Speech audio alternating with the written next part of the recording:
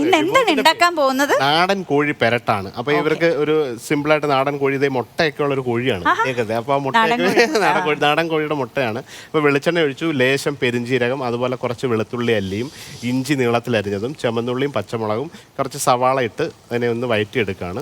ഇതിപ്പോ ഈ ചിക്കനൊക്കെ കറിയൊക്കെ ഉണ്ടാക്കുമ്പോൾ ഇത് വരട്ടി നമ്മൾ വെള്ളമൊന്നും അധികം ഒഴിക്കാണ്ട് എടുക്കണം. വേണമെങ്കിൽ ഒരു സൈഡിലേക്ക് ഇതിന്റെ മസാല മാറ്റിയിട്ട് ഒന്നും ഇട്ടില്ല. ഇതൊക്കെ ഇതിനകത്ത് തന്നെ ഇത് ജസ്റ്റ് ഒരു ഗ്രിൽ മാർക്ക് കിട്ടാൻ വേണ്ടിയിട്ടാണ്. ഒരു സൈഡിലേക്ക് ഉള്ളിയൊക്കെ മാറ്റി വെച്ചിട്ട് ആ ചിക്കൻ നമ്മളെല്ലാം സാധാരണ ഇതിനകത്തിട്ട് മിക്സ് ചെയ്യുകയാണ് ചെയ്യുക. അപ്പോൾ ആ ഒരു സൈഡിൽ ചിക്കനും കൂടെ ഗ്രില്ലാവും. ഗ്രില്ലായിട്ട് കറിയാക്കുമ്പോൾ വേറെ തരം ഫ്ലേവറാണ്.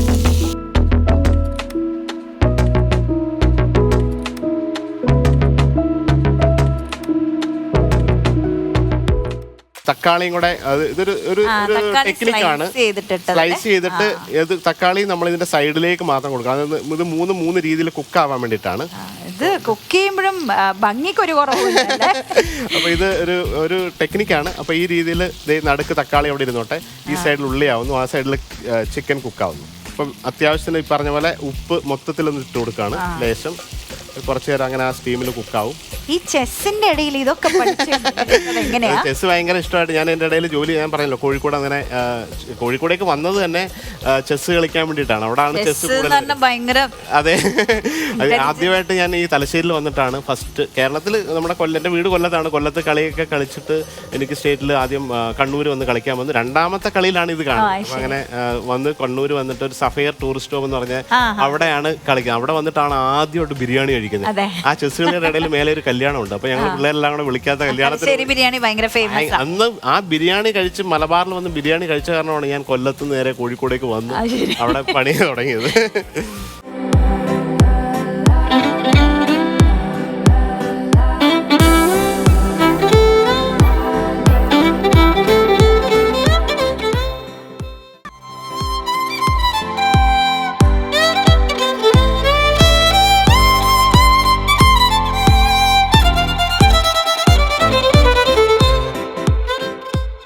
അപ്പോഴേക്കും നമ്മുടെ ഡിഷ് ആയി കഴിഞ്ഞല്ലോ, റെഡി ആയി, ഡ്രൈ ആയി. ഓണം സദ്യയുടെ സൈഡിലേക്ക് തൊടുകറിയുടെ ഉപ്പ. അത് നോൺ വെജ് കഴിക്കാൻ താല്പര്യമുള്ളവർക്ക് ഇത് നാടൻ കോഴി കിട്ടുവാണെങ്കിൽ നാടൻ കോഴി ആക്കാം, അല്ലെങ്കിൽ സാധാരണ കോഴിയായാലും മതി. ഇങ്ങനെ ചോറിന്റെ സൈഡിൽ ഒരു പീസും ഒരു ഇത്തിരി അരപ്പും, അതിൻ്റെ പച്ചടി, കിച്ചടി, പുളിശ്ശേരി, കാളൻ, അവിയൽ, കൂട്ടുകറി, സാമ്പാർ, പരിപ്പ് കറിയൊക്കെ ആണെങ്കിൽ അസാധ്യമായിട്ട് നിങ്ങൾക്ക് ഓണം ആഘോഷിക്കാം. അല്ലെ, കണ്ണൂർക്കാരെ പോലെ ഓണം ആഘോഷിക്കാം. എന്ത് ഭംഗിയാ കാണാൻ. മുട്ടയൊക്കെ ഉണ്ടാ കറക്റ്റ് ആയിട്ട് അത് ആ കുക്ക് ചെയ്ത് അത് ഉടയാണ്ട് തന്നെ കിട്ടുന്നുള്ളതാണ് ഇതിൻ്റെ. ഇത് ആ മുട്ടയുടെ ആ ഒരു ടെക്സ്ചറിൽ ഇത് അതിൻ്റെ ഉള്ളിലുള്ള മുട്ടയാണ്. അപ്പോൾ അത് ഇതിനകത്ത് തന്നെ കുക്കായിട്ട് അതേ രീതി ഇരിക്കുകയാണ്. ഇത് കഴിക്കാൻ ഇങ്ങനെ ആ ഒരു മുട്ട കഴിക്കാൻ ഭയങ്കര ടേസ്റ്റാണ്, അറിയാം. ഓക്കെ,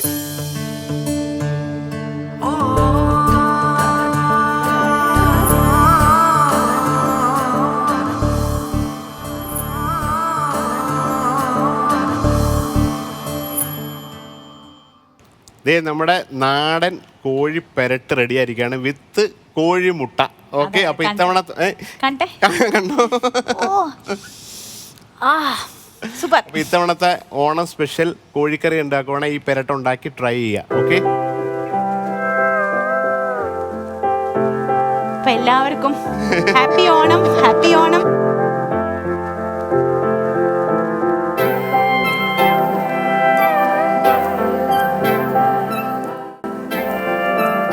മക്കളെ, ഇത് നിങ്ങൾ ഉണ്ടാക്കിയില്ലെങ്കിൽ ഭയങ്കര നഷ്ടമാണ്.